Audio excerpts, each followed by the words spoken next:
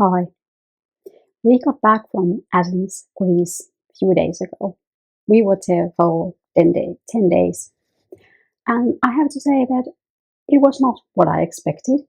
I don't know what I did expect, given the fact that I have spent considerable amount of time in Spain and in Italy. And somehow I thought that it's just a continuance for that.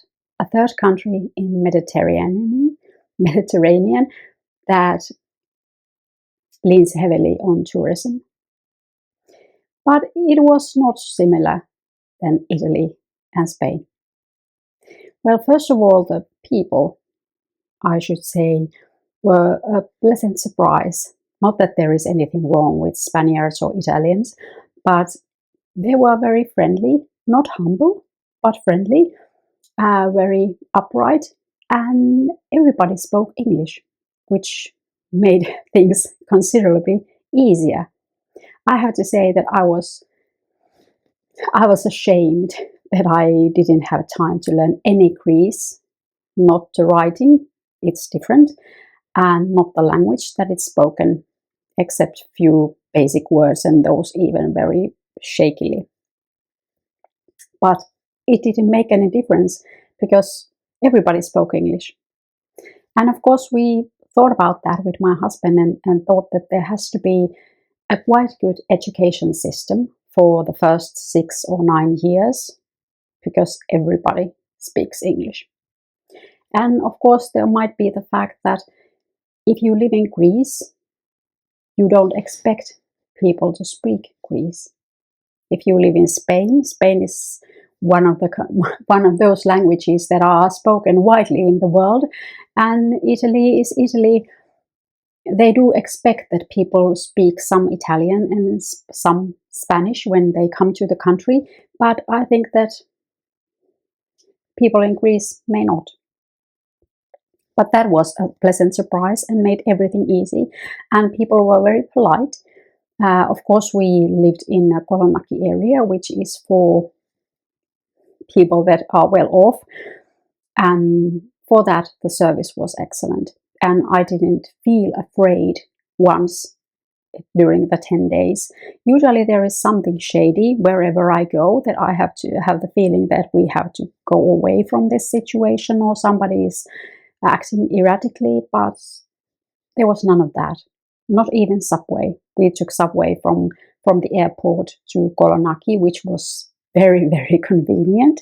It took about 40 minutes, yeah, in total, from the airport to our apartment. And whenever I can use public transport, I use it, because my experience about the taxis is that they drive fast and furious, and you get nauseous, and it's not very safe feeling, at least. Well, the people were excellent, and they were polite, and everything worked, and everything was open and closed when they should be. So that was a positive surprise. The area that we lived in, Kolonaki, I warmly can recommend that. We rented an Airbnb apartment, which was a penthouse on top of one of those apartment buildings, and the view was magnificent. The apartment itself was made somewhere about 60s and not renovated very greatly, but it was nice. It was personal. It was authentic. It was a home of somebody. It was not just bought for Airbnb purposes. So it was actually a home, and it was authentic, but nice. We had very nice time, and it had heating, because now that we were there, it was October, so nights were really chilly, and without heating it would have been cold. What else can I say about Kolonaki area? It doesn't look very fancy, which was the one thing that I noticed after we have dug out the fact that it's a fancy area. It doesn't look very fancy, but it's on a hilltop, and that may explain why it's a little bit pricier than the other parts of town. Athens itself is a valley.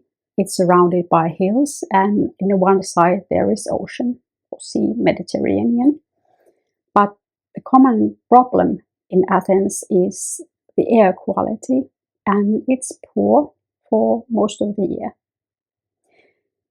And because of that, I understand why people want to live on a hill, because there is more wind and less pollution. And that's why, or that may be the reason why Kolonaki area is a little bit pricier. But of course, because it's a hill, there is a little bit of challenges. There is stairs. So if we have streets on this way, we have stairs on this way. And it doesn't say it on a map. Google Maps said something about stairs, but not all of the stairs. So when we got off the subway, and then we have a 500 meters to the apartment, and the owner said that be aware that it's uphill. Well, we thought uphill it's nothing, but it was stairs. So 500 stairs is quite much with luggage. But of course, we travel lightly always. I just have the 8-kilogram bag with me, and it didn't make any difference to get that up the stairs. I can manage very well. But if you have a big luggage, then it's not possible. Then you have to take a taxi. But it is challenging. For example, if I think about our grandson, he could not be alone because you cannot push a pram with the stairs to anywhere, because there weren't even these slides for prams and for wheelchairs. Well, that's Old Town. And it's basically the same everywhere in Southern Europe. It's built before people thought that people in wheelchairs has to be able to go places too, or prams. But I wouldn't recommend it for if you have a difficulty of moving somehow, or if you have a baby in pram, then it's just wrong place to be. But we managed just fine. But of course, I have a great exercise to my thighs and to my bum with those stairs, and that's just fine. It's exercise. But duly note that. But the area itself was quite quiet and very nice and very neat, and there were many restaurants, and basically the restaurants were quite affordable for our budget, and you can really eat in a budget if you want to. There was, for example, this kind of souvlaki meal was €4.90, and with one or two of those, depending on how much you eat, one was plenty for me. It was a lunch. And then if you take a bigger meal, €15, that's a sufficient dinner if you want to eat in a budget. So you can really travel on a budget in Greece. And that's quite much, because if you eat out, that's usually not possible in Europe.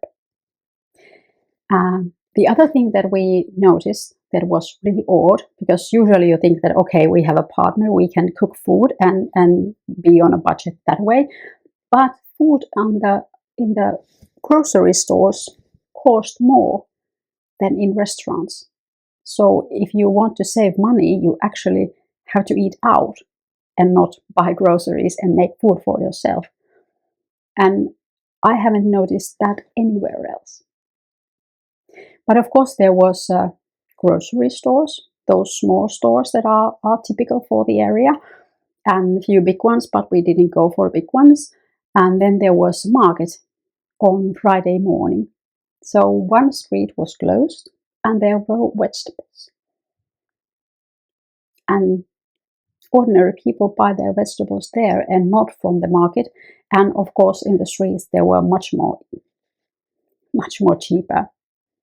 And then we found this local, it was a municipal market. So there was every day, except for Sunday. There was meat, and there were dates, and there were nuts, and there was fish, and everything fresh.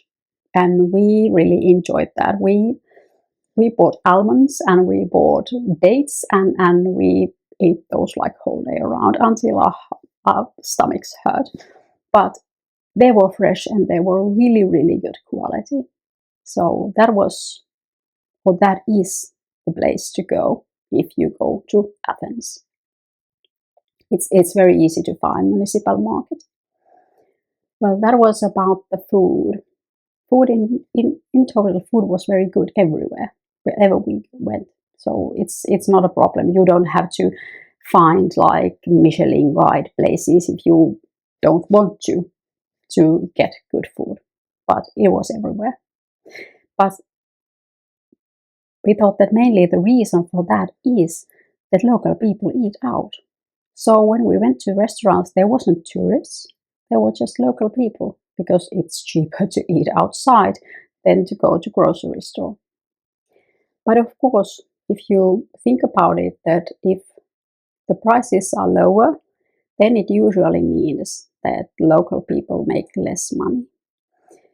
And we did a little bit of digging and found out that a waiter makes approximately 900 euros per month, which is not very much, and you can rent a small apartment with 400 or 500 euros per month. So if you calculate that, they have 400 euros per month to everything else but the housing. So that is not much. And maybe because of that, because the wages are low and the prices are, of course, high if we compare it to the wages, there aren't very many children. So there was approximately 1.4 children per 100,000 women born, which is the normal like number that you compare from country to country. So Greece is really in trouble with the population getting older and older and less babies born. And we could see that when we went around in places, there weren't, for example, we saw 2 pregnant women, which is something totally different that we see at home. And we didn't see small children, except like few here and there. And there was this playground, and of course there were some children, but there wasn't children in restaurants, there weren't children at markets, there were children like everywhere, like you would see, for example, in Italy. When you go to restaurants, there are always families with children and with many children. And of course, in my country too, in here, there are children everywhere, but it's more due to that we live in a very child-friendly environment, or in very child-friendly part of town. So people move here to have children and move out when they don't, or stay forever, or as long as they live. But that was one thing that we noticed. But of course, when we started that, we dug up more information, and it's an odd ratio, but there is 10 million people in Greece at this moment, and 4 million of them live in Athens, and 5 million people live outside of Greece. And that's quite like interesting if you compare. So 10 million live in Greece and 5 million live outside of Greece. There has been a few big like moving waves that people have moved, for example, from 1890s to 1920s. 400,000 people moved to North America from Greece, and they were mainly young men looking for a better life, looking for a better environment. And during that time, there were only 4 million people in Greece. So 10% of the whole population moved to North America. And that has to take a toll on a country. Just there are 400,000 women without a husband, and there are farmhouses without a master, and many kind of trouble. Well, time went on, but it happened again in 60s and 70s. But then there were the Germans. So they had this kind of guest program that they invited Greece people to move to Germany. And they helped with the housing and with the schools and with the daycare and everything. And they wanted people that have education. So very many doctors, lawyers, engineers, carpenters, all kind of professional people moved to Germany. The approximation was that there was somehow like 300 or 400,000 people, which is much. And if you think that those were the educated people who were left to Greece. But of course, those people that moved to Germany were very happy and prosperous and made very good living. Most of them made a very good living in Germany, and they stayed in Germany. But that was something that I noticed when we were going to shops and going to pharmacy. I got sick, but that's another thing. There were many shops, for example, that sell German goods, German shoes, etc., that are quite affordable, and there were German medicines in pharmacies. So in one side there was text in Greece and in the other in German. So that was one thing that I started to notice and wonder, and then Google, and what happened? Why are these products from Germany like overrepresented in here? But of course, if you have Greece people living in Germany, who do they sell their goods to? Of course, to their country. They know Greece. They know Greece people. It's easy to sell and buy when you know the people and you know the culture. But those are two like big things that happen to Greece, and partly it may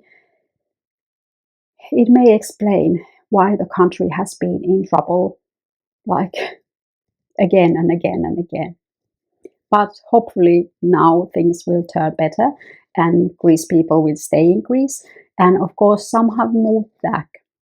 And I tend to eavesdrop sometimes when we are in the restaurants what the other tables are talking. And there was this couple that were moving back from North America. The lady was born in US and she was not Greece, but the husband was like half Greece and half American, and they were moving back to Greece. They were elderly couple already, but they were really like excited about the possibility to live there.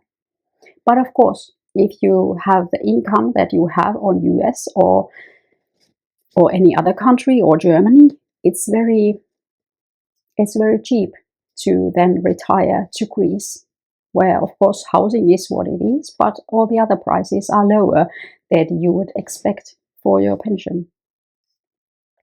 But these were just notes that we took when we were there.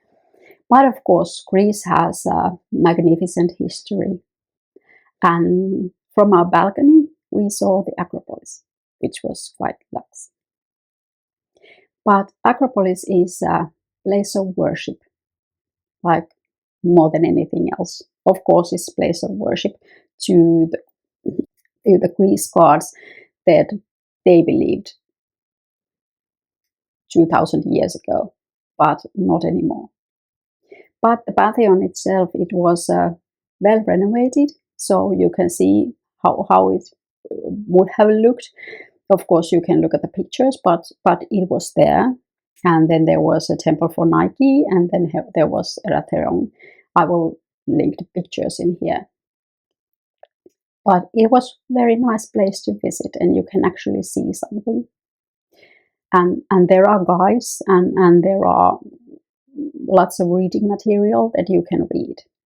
But of course, the main things are missing. The most of the statues are missing. So the great statue of Pallas Athene that should be there is not there anymore. The shields of Alexander the Great are not there, that should be there. And that was maybe the one thing that caught my attention, is that I thought that, okay, it's a old building made of marble, and there are somehow like ruins, and some parts are fixed. But actually, Alexander the Great, that we know that was an actual person, visited that temple. So that make it more concrete. But as you know, Greeks had many gods, and they were more like people than Christian gods. And there was this family of gods, and they were bickering, and they were envious, and sometimes they fell in love with the mortals, with the human beings, and even got children with them. And then the gods, or the god mothers, they were of course immortal, tried to protect their children because their father was mortal, so the children were mortal. And there comes a story after story after story. And I have to find you a book that tells about those stories. Those are really interesting, but you can see what's left in Athens. The Acropolis was the well-preserved place, but then we went to Orpeio, which was the stage for the original Olympic Games. There weren't much, but of course, when you go to the place and you read and use your imagination, you can see how it must have been in 2000 years ago. And then we went to this agora, which was this kind of a big place for prison and for House for Representatives and that sort of thing. So everything happened there. On the contrary, that Acropolis was only a place for worship. So that was an interesting place also, but you have to use your imagination. But in there, at least if you didn't think about it before, you realize that democracy was in use in Athens 500 years before Christ. So Athens is really the source of our civilization. And of course, those who could vote were men, and those for the men that were citizens of Athens. That's like self-explanatory. You don't even expect that women or slaves could vote, no, or could speak. But there was this kind of democracy that was much more than before and after. And my husband said it like half a joke. It wouldn't be bad to limit the right to vote to citizens even these days. But that's another topic. But we know that democracy is a good way to govern because we don't have any better, but it is not flawless. But anyway, there was a democratic system 500 years before Christ. But what happened then? The Romans came and conquered the Greece and Athens. And they didn't know how to fight back because we know the Roman armies were quite effective. But Romans then adopted the civilization, the system, the education, everything like that from Athens and moved it to Rome. So the culture, like, they conquered the Athens, but Athens conquered Rome to their own culture. And that was, of course, a lucky strike for Romans. They had then democracy, and they had civilized systems, and they have the education, and they have the thinkers, and they have philosophy, philosophers, teachers, rhetorics, everything like that. So it really pushed the societies to go forward. But that's the history of Rome, not the history of Athens. But what happened then? Then came Christianity, and then came the division of Rome. So Rome get weaker and weaker, and there are two like competing Christian sects, and then the Rome is divided to East Rome and the West Rome. Of course, the Western Rome, the capital, was Rome itself, and it was Christian but Catholic. In the Eastern Rome, the capital was Constantinople, which is now known as Istanbul, and it was Orthodox. And from that date, Greece and Athens have been Orthodox. And it's quite strong, even nowadays. About 90% of people are Orthodox. And you can see Orthodox churches. The newer ones are bigger ones, and the older ones are small ones. But people are quite religious in that sense that in Sundays, almost everything is closed. There are some cafes open, and there are, of course, the tourist shops are open, but most places are closed on Sundays. And I think that's good. People can rest for one day. But what happened in history? When the capital moved first from Athens to Rome and then to Istanbul, then Athens was forgotten. And the great thinkers moved to Constantinople, and it became like this forsaken town. And it has been the forsaken town ever since, except, of course, now it's the capital of Greece. But the education was preserved in Constantinople. The civilization, the thinking, the culture was preserved in Constantinople. Even when Rome itself, the Western Rome, was falling to pieces. And that's something that I didn't realize. I knew most of the things, but actually that fact that when Rome fell, it actually meant only Western Rome. It didn't mean the Eastern Rome. The Eastern Rome went on just fine until the Ottomans came. But it was said that in Constantinople it was like common that normal person, normal clerk, they spoke Greece and they spoke few other languages and Latin, and were very civilized. They can read and they can write, which was not like common on those days. But people were educated. But that's an ancient history, but it's good to know. And I want to go to Istanbul, which was Constantinople before.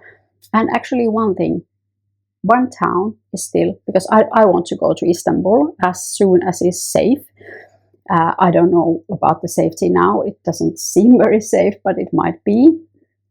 But when the Ottomans came and Constantinople fell, the capital was moved to Ravenna. And Ravenna is on the east coast of Italy. And that's one place that I have always wanted to go to. It's not a modern town, it's not an active place, but it's a small town now. Very quiet, but there is a lot to see. And I want to go there someday. Maybe after or before Istanbul.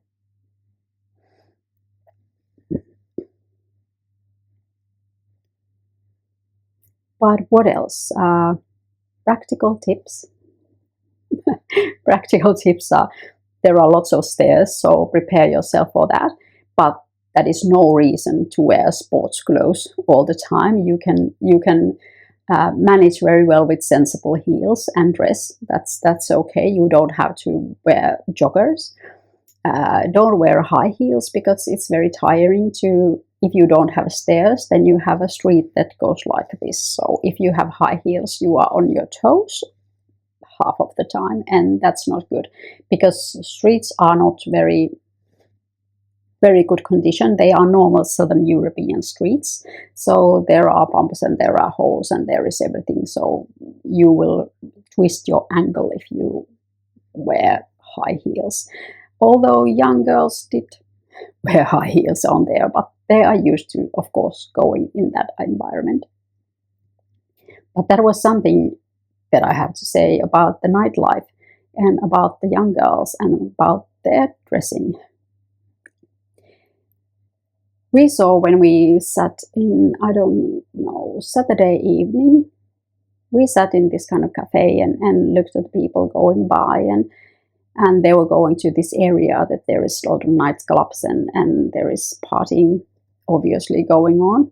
We walked through that area, and there were these young ladies that were, of course, luring people in. Then come and have a drink and do this and do that. And I couldn't help say to my husband that I had the feeling that I have to ask that, what are you selling?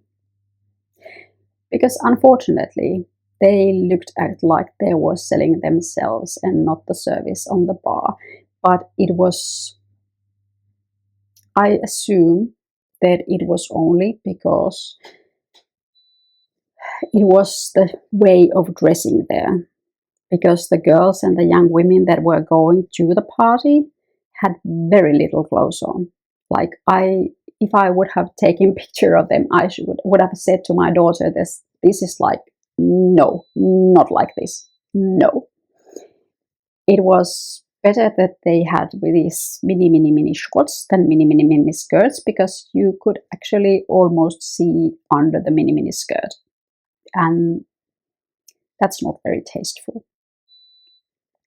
The appearance of people, like just getting approximately, it was nothing like Spain. It was nothing like Italy. You don't see these kind of fashion gurus going around the town in Athens, or at least we didn't. So it's not similar culture, but I think that it might have something to do with the fact that 90% are Orthodox and not Catholic, and there is a big difference in this kind of thinking if you are Orthodox or if you are Catholic. And that's maybe a topic for another video. But that's something that we noticed. And they have this kind of heels, and of course they are young girls. They are willing to suffer if they just look magnificent in their own eyes. But that was quite surprising, and that's something that not very tasteful. But of course, people do as they please, and I'm just an old woman observing them.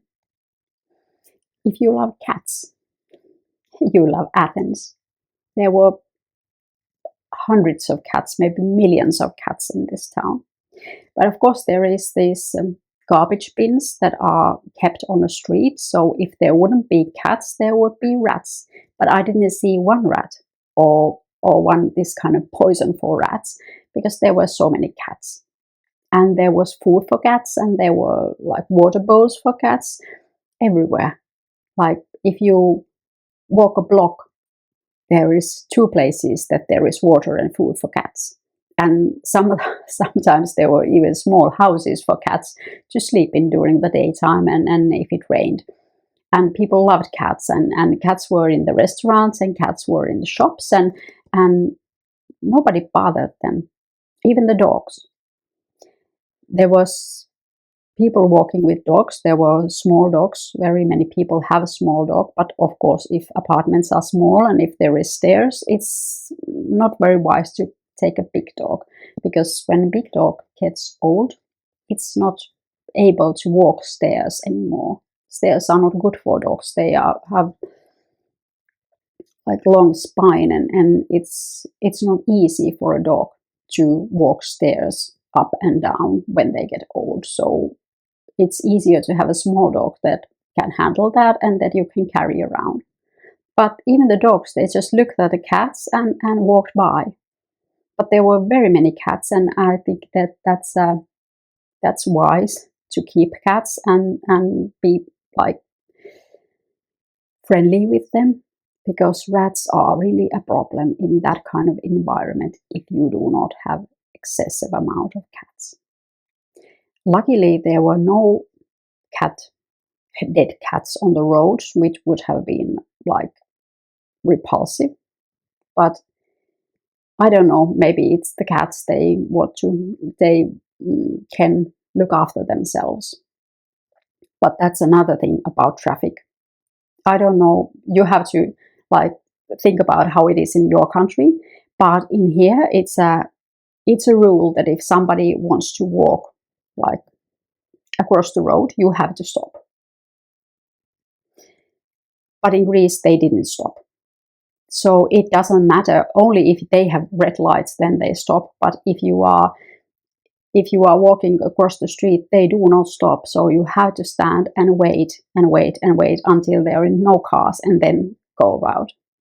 And that's something that is different in Italy and in Spain, and of course most different in Switzerland. There, if you just think about crossing the road, they stop, and if you do not cross the road, they like give you a sign, because they have to. It's very well stuck in the culture that you have to let walkers cross the road. But be careful if you go to Greece, to Athens. They do not stop, and they drive quite fast. So that's one thing that I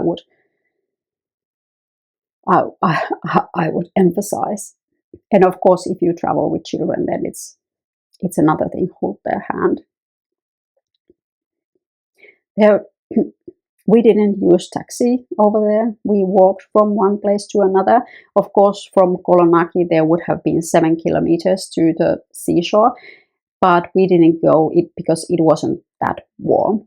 It's the middle of October, and in the evening it was plus 15, and during the daytime it was something between 20 and 25. The sun was shining, so it was nice weather, very nice to walk around, but it was not a beach weather.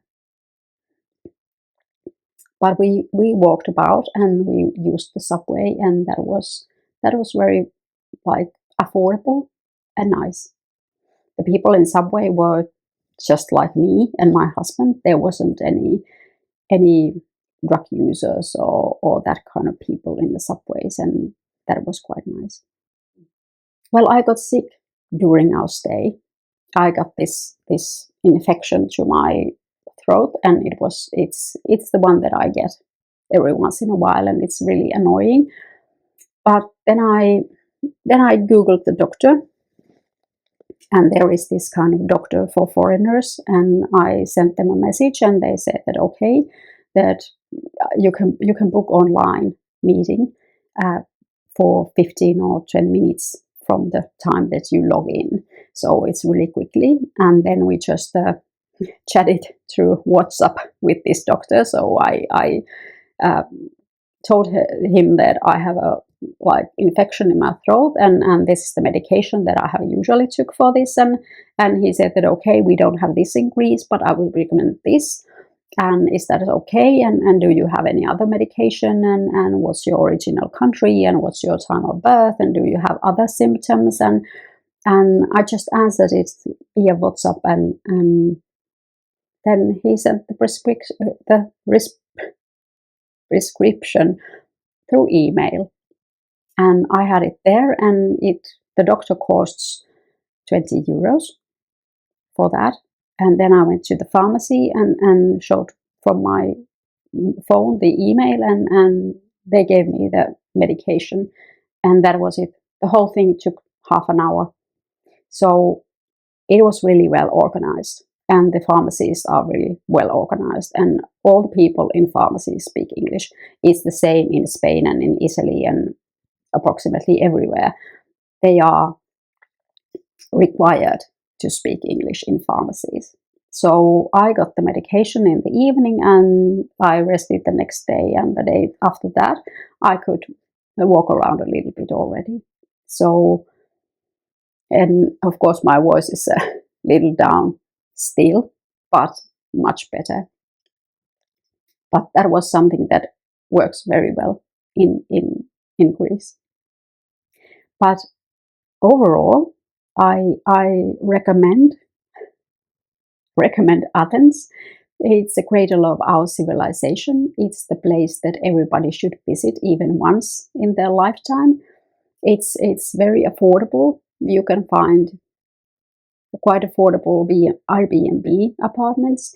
Of course, if you do not go in a high season, we didn't go, high season was already over, but it's easy to get by. People are very friendly. They even, when we were just like looking at where should we go, in here or in here or in here, and somebody came and asked that, are you lost? Just, we didn't have to ask. Well, we said that we are lost, but it's okay. We continue being lost. So people are very friendly, and the weather is nice. But like I said, I recommend good budget, good exercise, nice town, beautiful scenery, a big part of our history. I hope you have a great day. I'll see you soon. Goodbye.